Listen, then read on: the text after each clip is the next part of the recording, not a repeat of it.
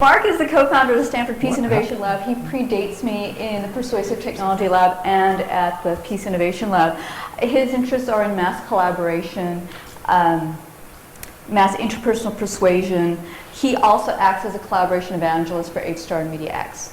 So he actively goes and recruits visiting scholars to come to Stanford as well. So if he hears that you're from another university, don't be surprised if you get an email or a knock on your door from Mr. Mark Nelson, because he'll come to visit you and persuade you into, why you ought to spend an academic year here at Stanford. The other things that don't come up on Mark's background is that he is a world citizen. So his parents were Christian missionaries, and so he lived all over the world. And the parts of the world that he lived in were very much relationship cultures. And so that background and experience informs his interest in peace and conflict. And in addition to that, he was an investment banker, and he started an investment bank in Ethiopia during a civil war. So he has very interesting stories about philanthropy, aid, charity, and how that doesn't work in terms of improving some of the world's most challenged places. My background, I'm technically the director of the Peace Innovation Lab, which means that I get to tell Mark what to do and then he gets to ignore it. I am also a researcher at the Persuasive Technology Lab under WWIII. The projects that I've worked on have been focused on innovation, mostly government innovation and citizen engagement. I'm very interested in how you get people together to do complex things. Mark and I worked on various projects last year, and then I'll talk about that a little bit when I get into the lab. I was also a venture capitalist. I ran a technology incubator for women entrepreneurs. I was in a venture fund of funds, so I know that side of it very well. And then working with fostering entrepreneurship in populations that aren't necessarily entrepreneurial, like women, underserved minorities, and so on. And I did my undergraduate at Stanford in petroleum engineering, which has nothing to do with what I later did in my life. So for all of those people out there who are fretting over their major, don't worry about it. It doesn't matter. When we talk about the Stanford Peace Innovation Lab, this is our latest mission statement.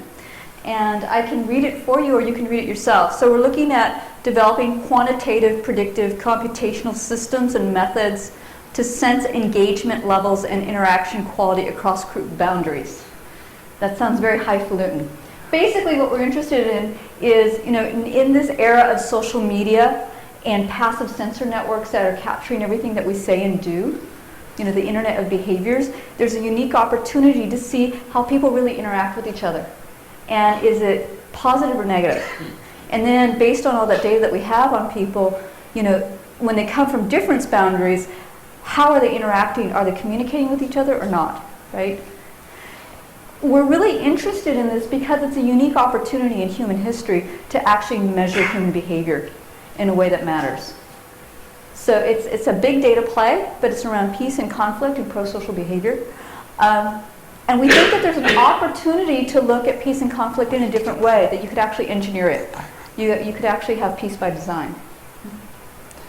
And of course, it would have to come from Stanford, because at Stanford, everything is blah, entrepreneurship and innovation. It could be archaeology, entrepreneurship and innovation. That's what we do. We always figure that angle out. This is the teeniest, tiniest timeline you will ever see, but I was curious about what we had spent our time on. So in 2006 actually, we had the first Peace Innovation Lab class at Stanford taught by WWIII. And apparently that class was an epic failure because no one could agree on the definition of peace. So everyone kind of got all tied up in knots. BJ, not to be deterred, decided to try again in 2008. And I have to say that BJ never repeats a class twice, except for this one. And in 2008, it was more from a persuasive tech angle, what kind of interventions could we design, and so on, what kind of apps we could design. And this came after the fabled 2007 Psychology of Facebook class that he and Dave McClure taught. That was quite epic. Speaking of epic, we launched Epic Global Challenge as a project in 2009, and it was really a deep study about mass collaboration, looking at incentive prizes and how those work together to get people from different disciplines to come together and innovate. In 2009, in fall of 2009, we launched Peace. And that's when I came on board. Most notable about Peace. Was our partnership with Facebook. So if you go to peace.facebook.com, and it's still up, you can see this is the first effort that we did in terms of quantifying pro-social behavior on the net. And we did this with Facebook. And if you go there, you can see, and Mark will talk about this later, the number of friending activities that happen among people across conflict boundaries. So geography, politics, religion. Some of these, especially for those people in those conflict zones, they'll say, well, I had no idea that any Israelis were friending any Palestinians. And we have quantitative data on a daily basis of that kind of activity. And it was just a baseline. Later on, we became a formal lab in January 2010. And then last year, it turned out we did a lot of work. I had no idea because I'd forgotten it. I'm kind of like, as my dad used to say, like a chicken, because every day you wake up and you forget what you did the day before. We spent a lot of time on issues around Arab Spring. So we worked on Cloud to Street with the Liberation Technologies program over at Freeman Spogli. And what ensued from that effort was a series of hackathons here at Stanford, where we brought Egyptian activists over to Stanford, and we had 2-3 hackathons basically designing and prototyping liberation technology and apps that they said that they needed. One of the major projects that came out of it was WWIII. And WWIII was a platform that we put together that was run in July so that we could see if the Egyptian constitution could be crowdsourced. And so we developed that in June, we launched it in July. It had over 60,000 page views. Later in that, we launched 2 projects that were still incubating, Peace Markets and Social Energy Map. And then this spring, we had a series of workshops. So what we're doing is prototyping sort of like the Silicon Valley Agile Lean process and saying, how do you bring people together to work on something intensely for 1 or 2 days and see what can result out of that. So it's a continuation of our efforts around mass collaboration and how the technologies help people do that. And also it's a behavior study. Because what we find again and again and again is that people are conditioned to be passive. And you can design workshops and so on to elicit the collective intelligence of people in the room. So when we walk into a room, we don't see an audience. We see a lot of people who are really smart, who have lots of talents that we are waiting to discover in the process of this workshop. And with that, I'm going to hand it over to Mark, and he's going to get into the talk itself. Thank you. Thank you, Margarita. So let me actually go backwards to the agenda really quickly. We'll dive into a little bit of our work, and then I just want to remind you all and set expectations. This is work in progress. Almost all of our work is rapid prototyping, quick and dirty trials. Some of this is not yet polished. You're getting a sneak preview. And because of that, the most important thing for us here is to get to the Q&A part at the end and have some actual audience engagement with you and be able to pick your minds about some of these topics as well. So we're very much looking forward to that. And Victoria's going to stand in the back and wave at me when we have 15 minutes left so that we can be sure to get to the Q&A. She may have to wave violently. So this is the formal topic of this, the formal title of the talk, Positive Payload Weapons, Future of Global Defense. We have a wonderful new colleague working with us, just recently retired Rear Admiral Nevin Carr from the Office of Naval Research. He's just finished his stint as the Chief of Naval Research, and sat down with us and pointed out to us as we were onboarding him into our work that what we're actually designing is weapon technologies, but they are positive payload weapon technologies. And that was a unique insight for us that got us started in terms of reframing not only our own work, but also reframing the work of a bunch of other companies who don't realize they're in the peace business, but they also don't realize they're in the global defense business. The informal title of this talk is why you should become an arms dealer or a drug dealer and why the future of the world may well depend on that. So, a couple things about the current global defense industry. First problem is it's actually too small. There are a lot of threats out there that it doesn't defend us from because it's all focused on those other bad people over there that might want to hurt us, as opposed to things that are real threats to our species. Second problem with it is it's too dumb. I don't mean to say bad things about the people running it. I mean to say things about the system level stuff and the structural stuff itself. People in the current global defense industry are too focused on conflict itself and too focused on people being the primary enemy in conflict rather than the underlying structures that cause conflict itself being the actual big threats to humanity. But also,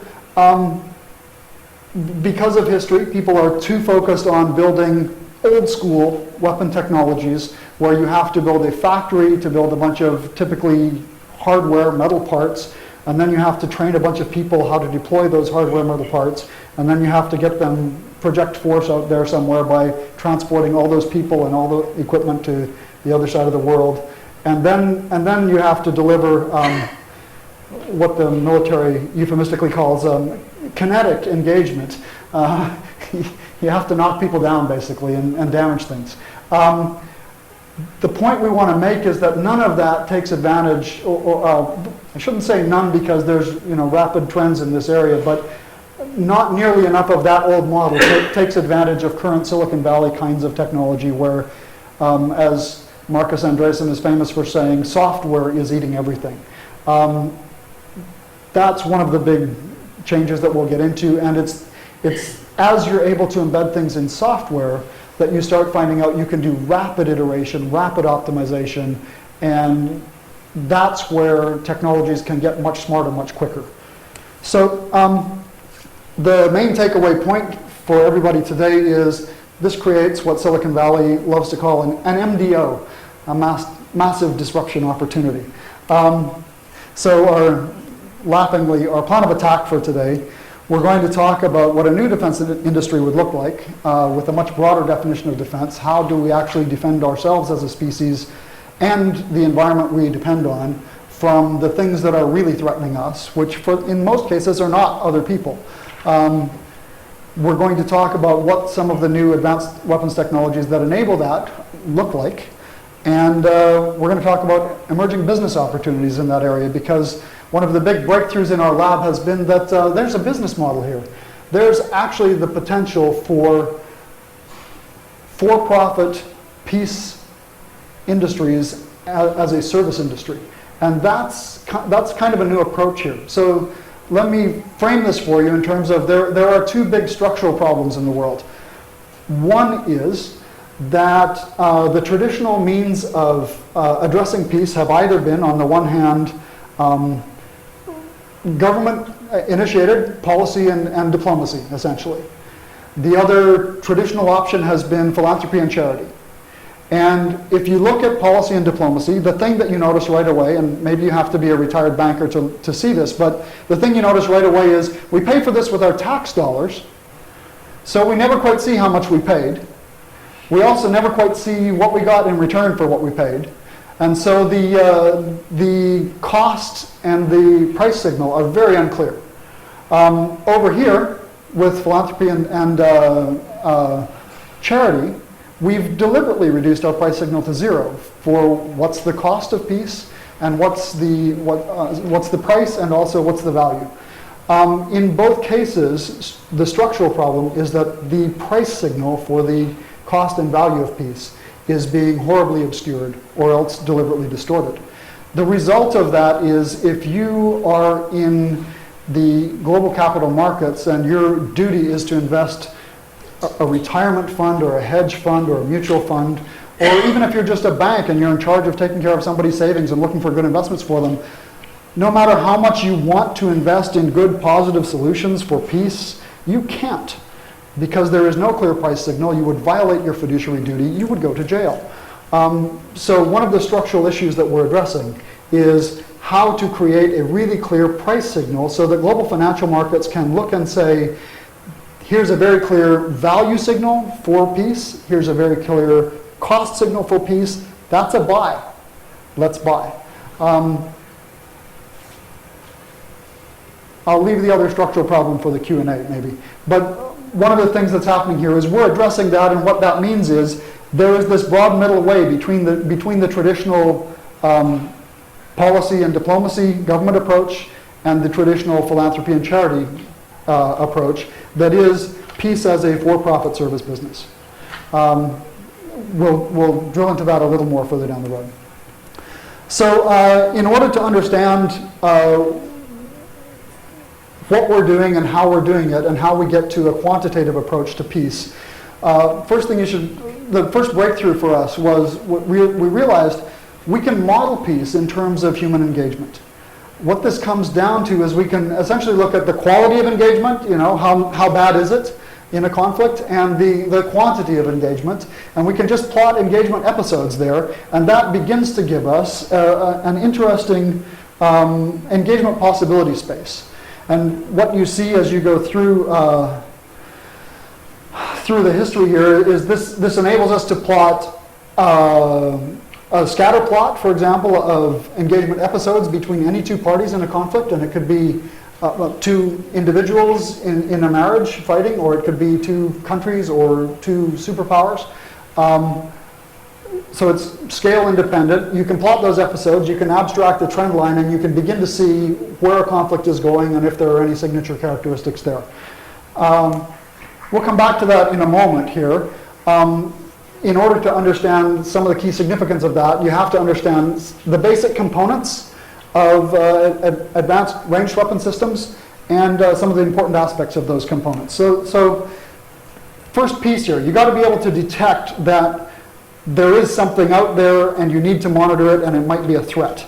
So the important aspects of that are to be able to sense well, to make good distinctions, to have a precision ability, and you have to be able to all do this cost effectively.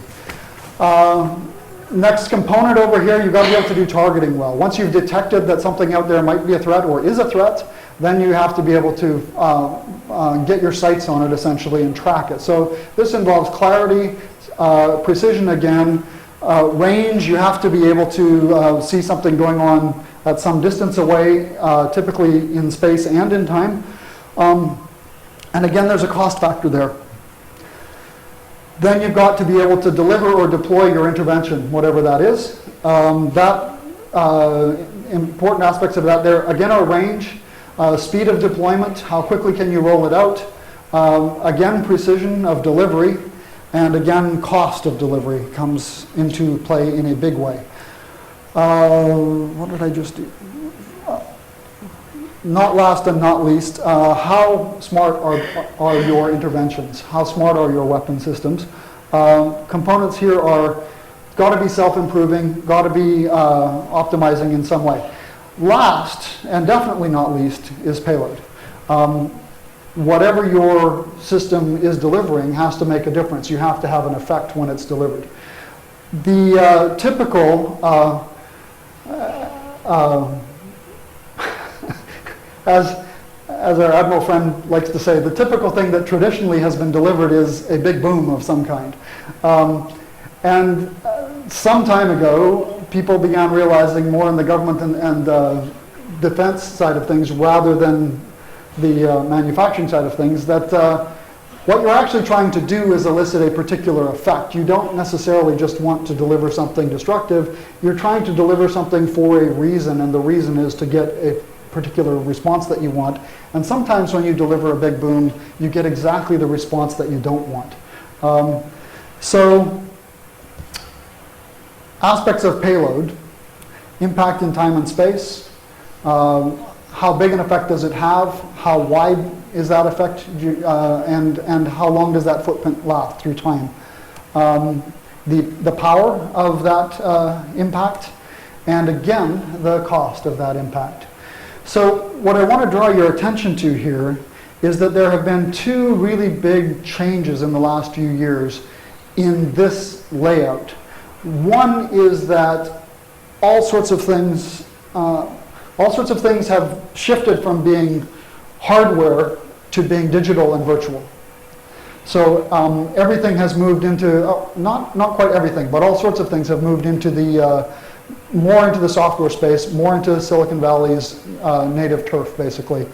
The other thing is the possibility of delivering a completely different kind of payload that we've never seen before. And that's clearly what we're here to talk about today is, what if you could build a weapon system that you could deploy instantaneously, that you could deploy millions of rounds of that system at the marginal extra cost of a piece of software, and what you elicited at the other end was a positive pro-social effect. What if you could get your enemy to laugh with you? What if you could get your enemy to smile at you? What if you could make a tiny little shift in behavior in terms of, could they think of you slightly differently? Could they see you as slightly more human? On the other hand, what if you could get your friends to be nicer friends? And perhaps most important of all, what if you could build a device like this and then turn it on yourself and pull the trigger multiple times and make yourself a better person? We actually have the beginning of interventions that are all digital, that look like a web app or a software app or a phone app or a new platform, that begin to actually, we can see that we can actually already begin to elicit these kinds of positive pro-social responses, and we can measure them. For the first time ever, we can measure them and measure them in a lot of detail. So back to our engagement possibility space here. What we realized is that, you know, the traditional old way that things have gone, speaking of that trend line, here's the brief history. One of the original ranged weapons, teeth, you know. Range was about 6 inches, the length of your neck, pretty much. Just as an aside here, would anybody care to guess how many biting incidents have occurred in the workplace in any given year over the last decade? Biting. Hundreds. Thousands. Every year, thousands. Just in the US. Just in the workplace. Just between colleagues. Then somebody decided one day they could pick up a rock and they could throw the rock at somebody else, and the bigger a rock they picked up and the harder they threw it, the more damage they could do. And that led to, you know, more sophisticated ranged weapons, obviously. You start being able to use your own energy and store your own energy into pieces of springy wood, for example, in the case of bows and arrows and archery. And that leads, of course, to, oh, we can use chemistry to make big booms and so forth, push larger projectiles at a faster speed. And you can see where this trend goes. There's actually really interesting good news here. What this means is that in terms of an engagement possibility space, there's an ocean floor here. This is a bounded space. You can't get any worse. At some point along this trend line, one or both parties destroy themselves or each other. And that's the end of engagement. So it's a sad kind of good news, but it's slightly comforting to know that the worst we could do is wipe each other out. What I want to point out to you here, though, is that in fact, implicit in this idea is that the definition of peace is that we intervene somewhere on this trajectory and somehow, with our interventions, drive trends in the opposite direction, drive them back up and to the left. What I want you to notice about that is that that's implicitly then the definition of peace would be people ignoring each other. And that's not very stable. It's not very exciting. It doesn't generate very much new wealth. It just preserves old wealth, keeps other stuff from getting broken, but it doesn't create a lot of new wealth. And I'll reiterate, it's not very stable. So here's the future is, what if that's not peace? What if peace actually looks like, how good could we get people to be to each other? What does positive engagement look like? And as we started looking into this space, we realized, I don't want to make any claim that this is an unbounded possibility space, but we are currently so far away from the boundaries of this space that we can't even see what they are. We at first thought that there were going to be limits here in terms of attention, in terms of human energy, in terms of cognitive ability, and so on. But it turns out that a bunch of those limits are not nearly as near as they look. And, well, we'll just explore the space a little bit together. So there are some layers of technology that enable us to actually move into positive engagement space. And you'll notice where we've grounded this in the literature is around human development models. And they match also society development models and civilization development models. What you'll notice as we go through these different categories of quality of engagement, quality of positive engagement, is that there are matching technologies for each of these, and new improvements in how good we can be to each other, and also how often we can do it, how many episodes we can do it, how many people we can reach, are frequently enabled by new kinds of technology. So if we can direct awareness, the first category here is awareness. This turns out to be a really big thing. Most of us do stuff that impacts other people on the other side of the world, and we have no idea that the thing we just bought was made by somebody who wasn't getting paid a decent wage somewhere, or that required pollution to happen in some other part of the planet, or that led to unsafe working conditions somewhere, or something like that. It's really hard for us to see the extended chain of effect that our particular actions have. And so the initial thing is even making people aware that there is an other out there and that our actions affect that other person. How many of you have heard of conflict minerals and the whole issue around the stuff we have in our cell phones and how that's actually driving significant conflicts in Central Africa and so on? Yeah, but even so, what that means is technology has made us aware, at least. For most people, it's hard to stay aware when you're actually looking at, ooh, should I buy the next iPhone or not? But you can see how awareness comes into this. If you can do awareness well, that enables the possibility that you can direct attention,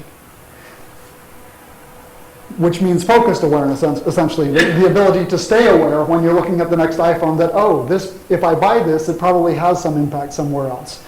I don't mean to pick on iPhone, by the way. If you can do attention very well, that enables communication. If you can do communication well, that enables coordination.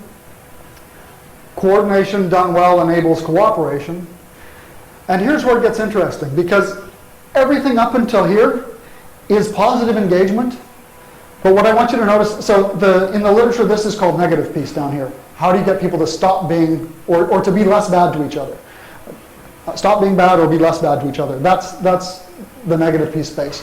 Up here, it's how do you get people to be better to each other? But what I want you to notice is that everything between this line, think of this as water level, and we're trying not to drown as a species here. Everything above this line so far is good. It's certainly better than conflict, but it's not necessarily sustainable. In fact, it quite likely isn't sustainable. It's quite likely that for any two parties in this scenario, any of these layers up until cooperation are actually costing more than they're generating in response for one or both parties. And so what we have is this whole other space of peace that is positive but unsustainable, or positive but unstable. And that turns out to be a crucial thing to notice, because if you can do cooperation well, that enables collaboration. The distinction there being cooperation, my lawyer gave me the best example of cooperation. If you decide that you're going to have a conflict with somebody, and instead of actually following them down a dark alley and smashing their knees with a baseball bat, you say, I'm going to have my lawyer call your lawyer. That requires a high degree of cooperation. It's an extremely efficient, we've got a whole system out there that helps people do this kind of cooperation. It's more intricate than ballet. And it's not any fun for anybody, and the only person that wins is the lawyers. So it can still be not what we would call a high quality of engagement in most cases, and not something that is sustainable for anybody but the lawyers. But if you can get just over that threshold, you hit collaboration. And the difference is, collaboration is when it suddenly becomes mutually beneficial. I have to jump back into filthy commerce here for just a moment, because mutually beneficial collaboration is just another word for trade. Good trade. Like, I grow potatoes and you make butter, and if we get together and exchange a little bit of each of the stuff, we can both have potatoes with butter, you know? And both people walk away, even though there are no more potatoes going out of the room than came into the room, and no more butter going out of the room than came into the room, because we've distributed things better, both people walk away with a net positive gain. So if you get over that threshold into collaboration, what you begin to have now is sustainable peace. And for us, that's the crucial threshold. So where we are now beginning to focus our actions is interventions that get people above that line and interventions that push people higher above that line. That's the focus of our lab. We think that enables a bunch of interesting emergent phenomena. One of them is collective intelligence. And we think there are some other interesting things beyond that that we're just beginning to get a grasp of there.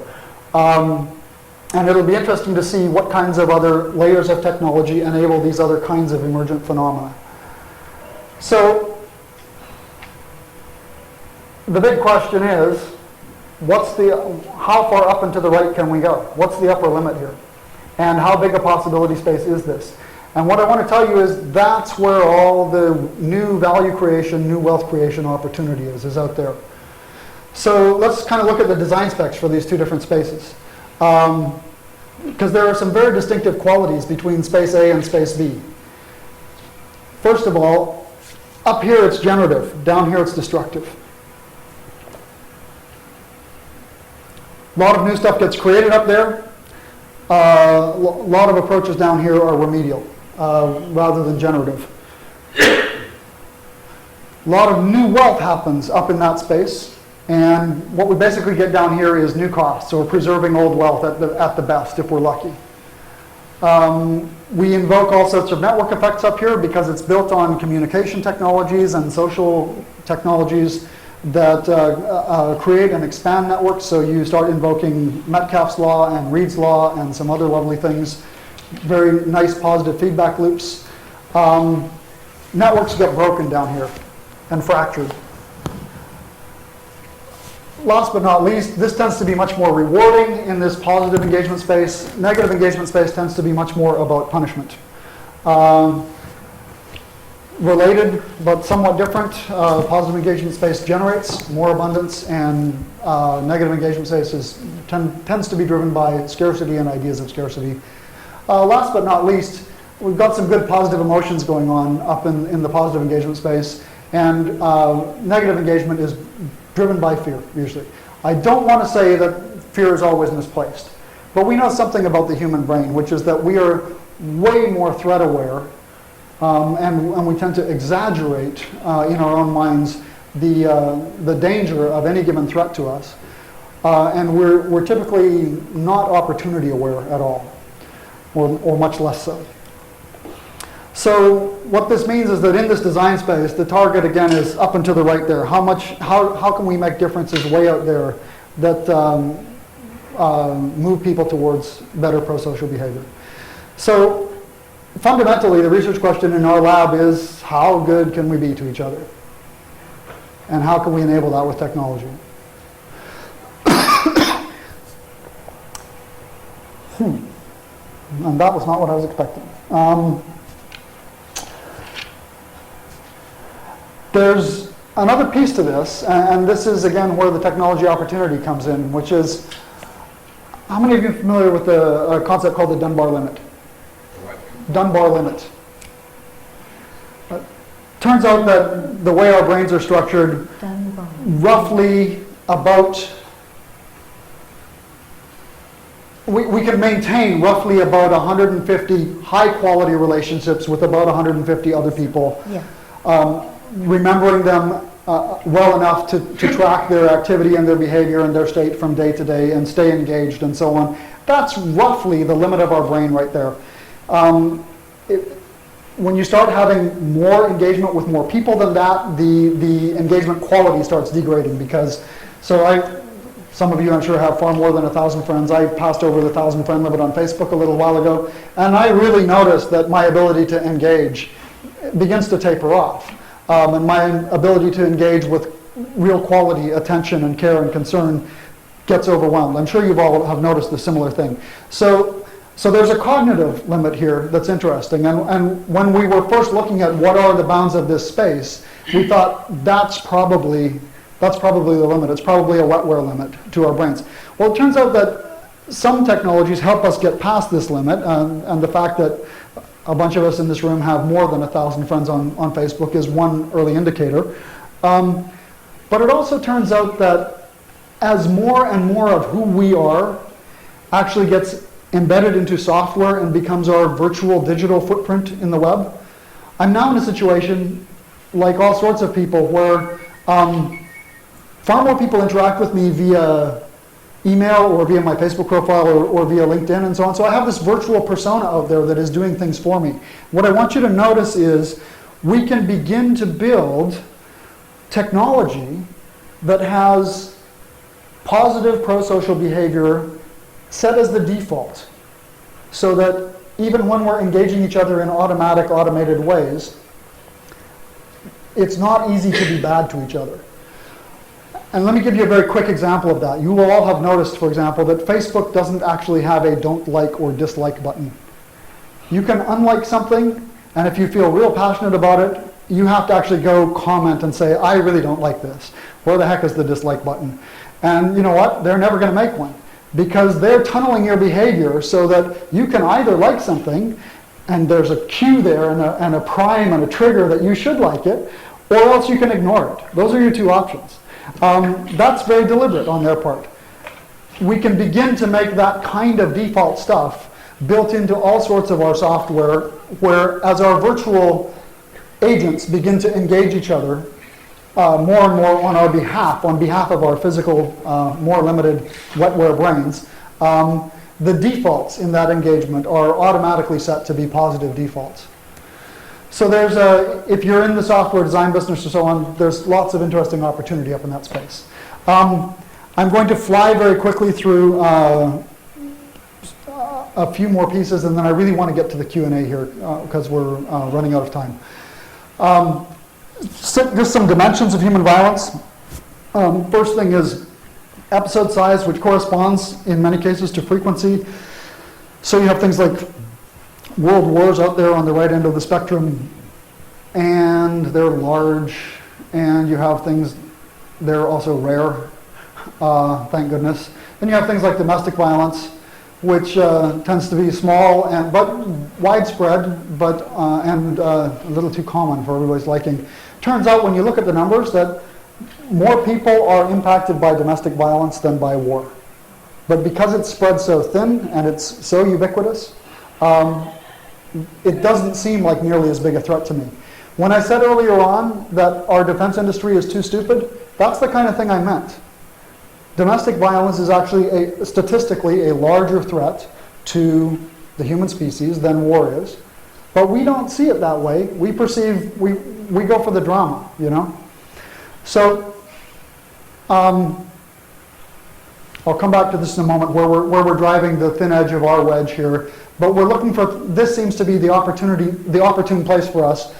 Not enough wars to be a large sample size, and so not enough to generate real new knowledge out there.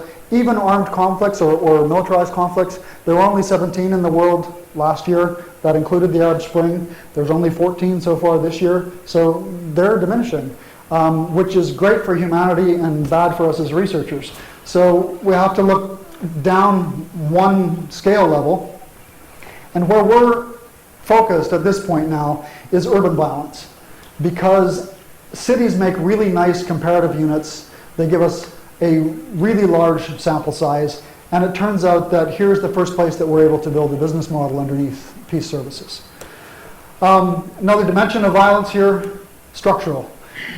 So you've got things like riots on the one hand that tend to be kind of unstructured and sort of, and let me specify, not deliberately structured, typically not designed, and contrasted with things like bad car or traffic flow design, which actually is a design issue, and it wasn't intentionally done badly, but it was done intentionally.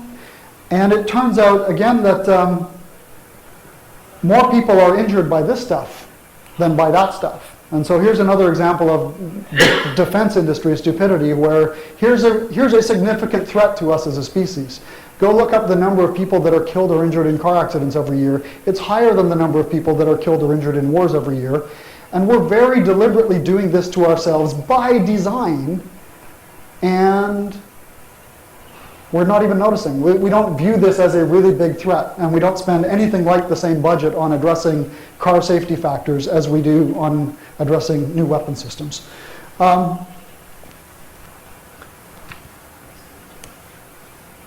Another interesting dimension here, intentional violence.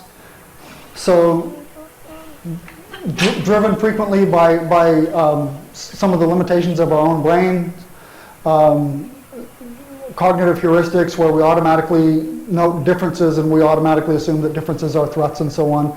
Stuff that was really useful 1,000 or 1,000,000 years ago, and when we have 7 billion people trying to figure out how to be good trading partners with each other on this planet at this point in human history, not so useful anymore.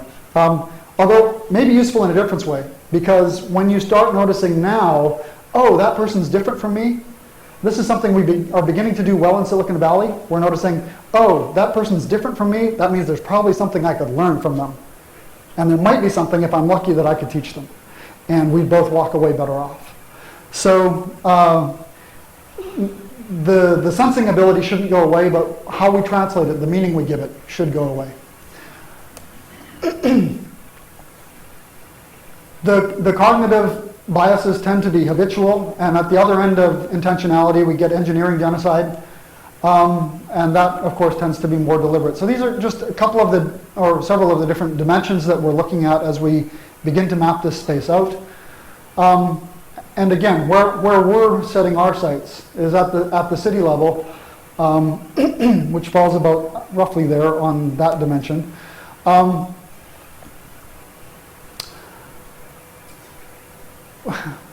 World War III, the World War III that we're looking at is organized urban violence, so gang violence.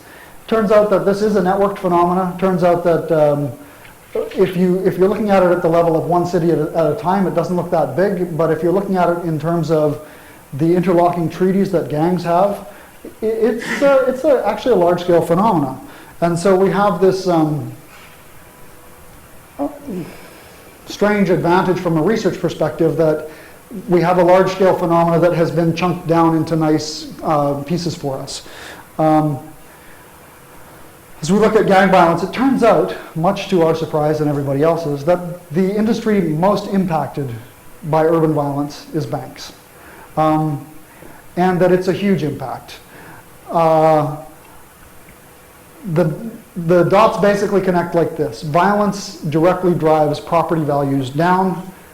Where property values affect property owners, it might be several $1,000s of equity that they should have had that they never will have.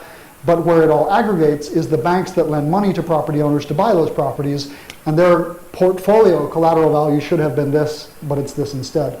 That adds up to millions of dollars right there, even in small towns. It hits banks 3 different ways, though. Because the portfolio value is this instead of this, what it means is that the loan fees every time they turn those loans over should have been this, but they're this instead. So it hits their profit as well. And then it also means, because there's a fractional reserve lending ratio where a government says to a bank, okay, if you want to be a bank, if you have this many assets, you can lend roughly 10 times that amount of money against this collateral. Well, if your assets are this, instead of this, it means you can lend this instead of this. And this difference turns out to be very big for most banks. And so it's a triple whammy for them. This was a surprise to us. It was certainly a surprise to me as a former banker. But immediately we start saying, well, not only do these guys have a big, expensive problem, they actually have the funds to address it. So insurance companies also impacted. There's some perverse incentives there that I won't go into. Insurance companies basically can actually profit from crises. Again, has to do with the way our brains are more threat aware than they should be, and so we're willing to pay more to avoid an apparent risk than the risk is actually worth to avoid. Last but not least, city governments. Most city governments are funded by property taxes, and again, they get impacted by exactly the same effect that violence has on property values that banks do. So that's our marketplace right there in this case. And what we're trying to literally create out of this laboratory is a whole new for-profit peace services industry, initially serving this market. Our research agenda, more or less, to step back for a moment and give you the big picture. First of all, we're trying to build systems to actually measure this kind of stuff at large scale.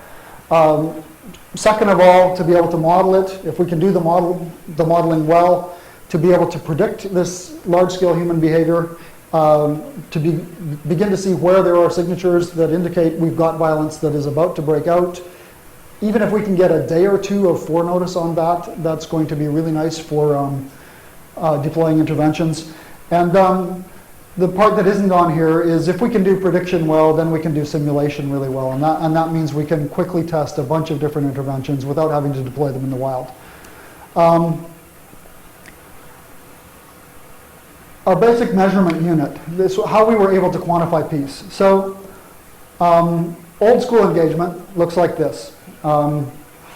Very much like what we would be doing in this room if we didn't have the technology here. It's embodied, it tends to be face-to-face, tends to be geographically or geospatially close to each other, voice range at the most. And our species is optimized for this. We're optimized for sitting around a campfire, talking to each other face-to-face, where we can see gestures and facial expressions and so on. More and more human engagement is suddenly beginning to look like this. And what I'm talking about with a sensor is all sorts of devices that you think are your tools that help you communicate or help you navigate or help you get from point A to point B.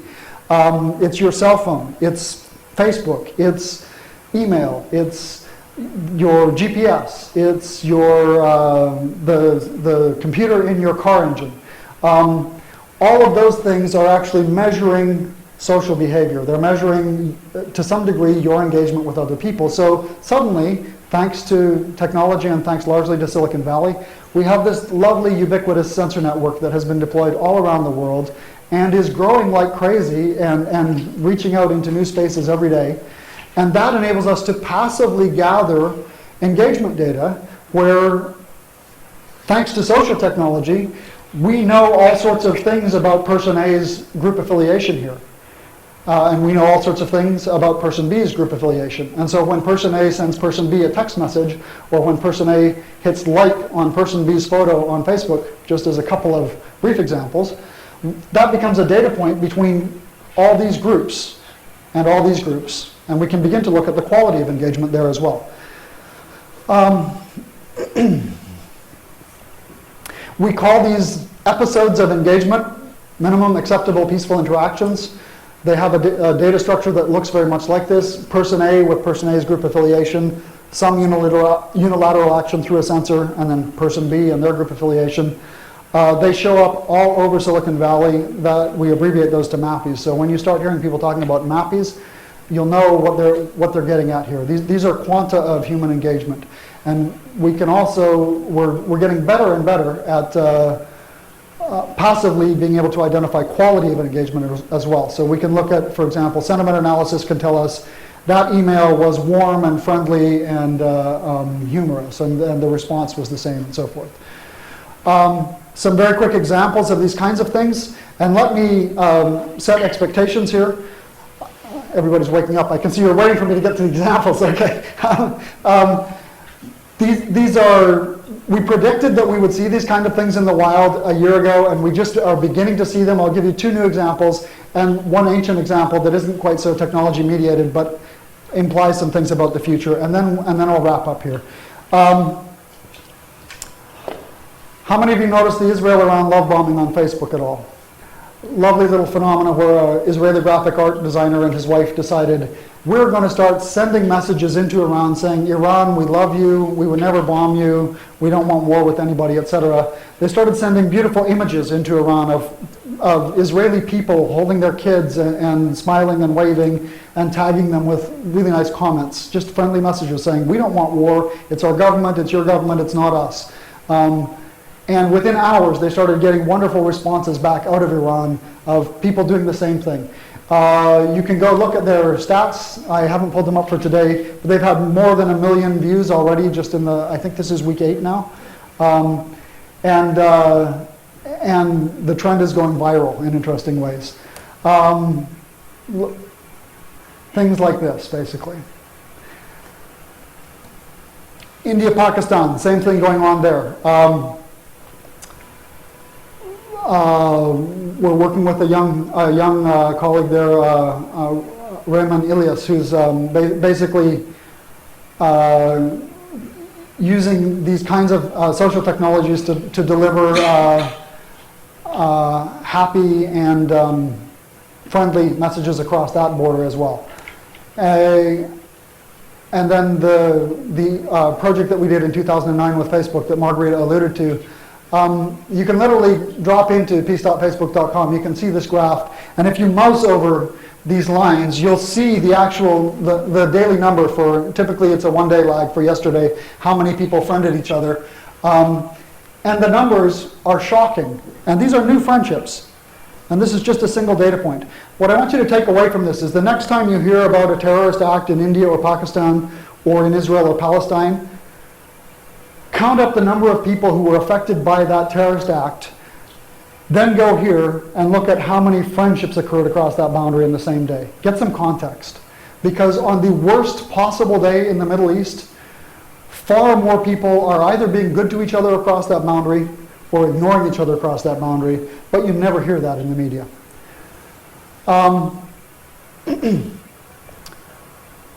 The oldest example is a really interesting one. 2,788 years ago, a group of women decided we've had it with our men going to war with each other for all sorts of obvious reasons. Typically women get left to clean up the mess. And they got their men together and basically said, instead of throwing spears at each other, we want you to all turn 90 degrees, stand shoulder to shoulder, throw your spears at the tree stump over there. Whoever hits the tree stump wins a prize. Olympic Games. Beautiful intervention, and the reason I point it out is game design turns out to be, as it was in ancient Greece, it turned into a huge economic engine. People came from all over the world to win those prizes, and they brought trade, and they brought knowledge. Game design, as you can do it on the web with massive multiplayer games, suddenly becomes a really interesting tool for how to build these weapons and devices. Okay, I'm going to wrap this here and go to Q&A.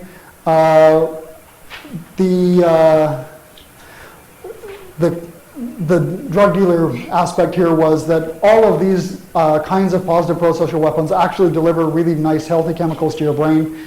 And I'm going to just fly through this. There's more detail to get here, so you guys will have to come back for that in the future. But I really want to get to Q&A here. We do a 2-day workshop where we will go to anybody, industry, government, other university partners, and show how we're doing this peace innovation process, how people can participate in it. We actually get to experience how many mappies do we actually create across different boundaries in the workshop. And we get to, it's structured partly as a hackathon, so people actually get to build stuff together as well. We would welcome that kind of engagement from anybody, or cities that would be interested in having a Peace Innovation Lab in their city. That's what we're scaling up for.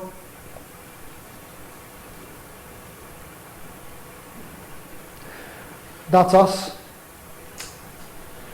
And that's next week's seminar, which we'll get to in just a moment here. Q&A, please. Fascinating concept. Give me the question. I fail to understand what you, as in the Peace Innovation Lab, what sort of interventions you've done. You mentioned some prototypes. Can you elaborate? Good question. So we've been holding back on doing very many interventions ourselves, partly because we're trying to put a research framework in place, partly because the persuasive technology toolkit that we bring to this, because it deploys so broadly, so quickly, has the potential to have unexpected, unintended consequences. And so we have been operating on the idea that we really need to have our baseline data in place first. So what we've been building is, you can think of it as a giant sensor array for social space rather than outer space to be able to detect these kind of engagement events. and aggregate them so that we've got longitudinal baseline data so that we can then run interventions against that baseline data. The research framework looks like partner labs in partner cities, and it's basically modeled on how drugs are tested by randomized controlled field trials. So imagine a pilot where you've got 10 partner cities, 10 partner labs. In each of those labs, we've got 10 teams. These look a lot like business incubators. We've got 10 teams of peace entrepreneurs. They're all trying to solve the same problem. And we're looking at a randomized sample of 50 attempts this way and 50 attempts that way. So that's the direction we're going to deploy this. And we're not there yet, obviously, and that's where you're getting the sneak preview here. Please. I'm interested, the Facebook thing is sort of a good, interesting, I was looking it up online before you even started, piece of information, but I guess I have trouble connecting it to that baseline level that you described, which was the collaboration point.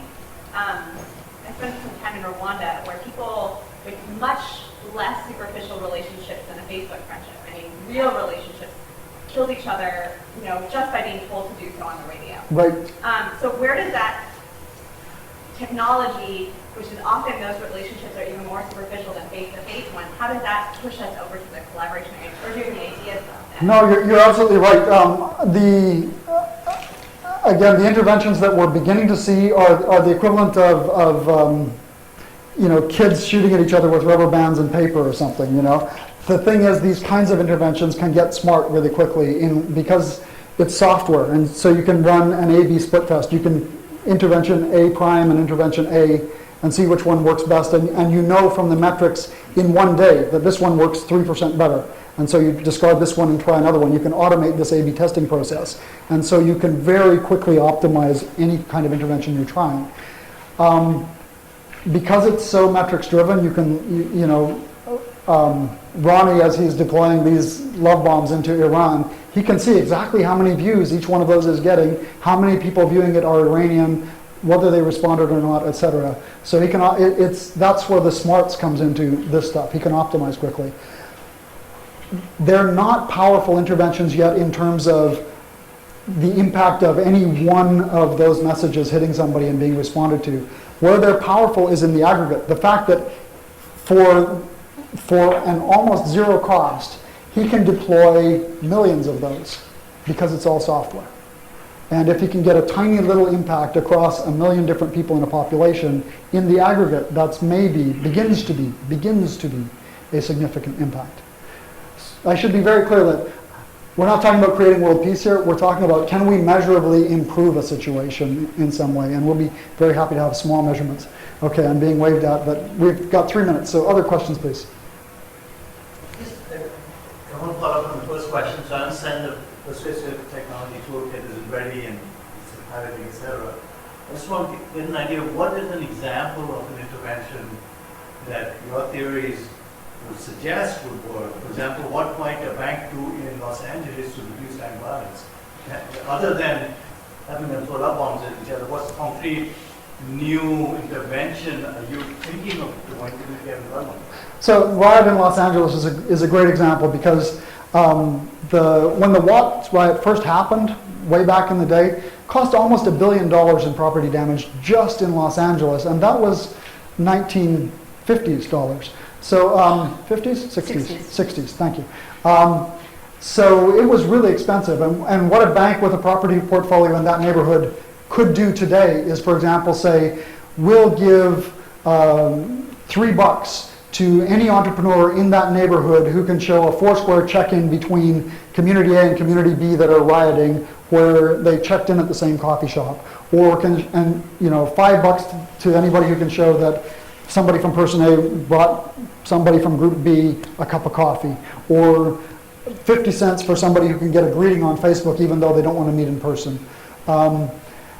You can actually begin to incentivize these things, and I'm using monetary examples, but you can incentivize in all sorts of other more powerful ways than financial incentives as well. So tools like Foursquare, tools like social media in general.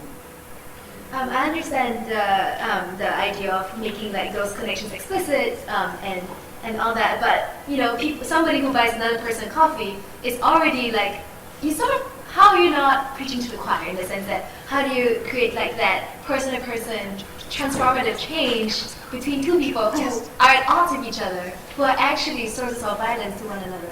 Sure, it's a great question.